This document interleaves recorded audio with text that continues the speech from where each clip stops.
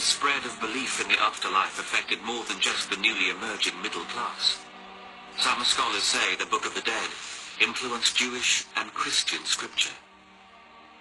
Ancient Christianity owes a great deal to ancient Egypt for its concept of heaven. This makes sense because most of the early Christian fathers were native Egyptians.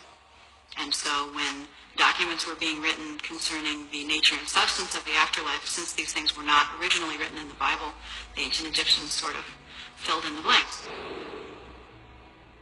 The idea of spending one's afterlife with your loved ones in a pleasant place where you could do what you like is the same in both Christianity and in ancient Egyptian religion.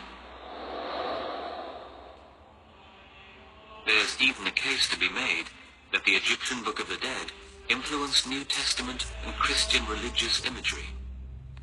It's very clear when we study the history of the New Testament that, in fact, their main competition for the religion of Jesus was the religion of Isis and Osiris and their child, Horus.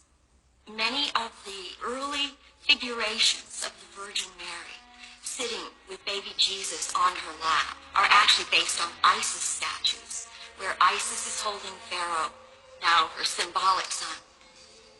One of the first people to notice the connection between the Book of the Dead and the Bible was Wallis Budge. The fact remains the Egyptians did believe in one god. Osiris, who had lived upon the earth, had suffered a cruel death and had risen from the dead.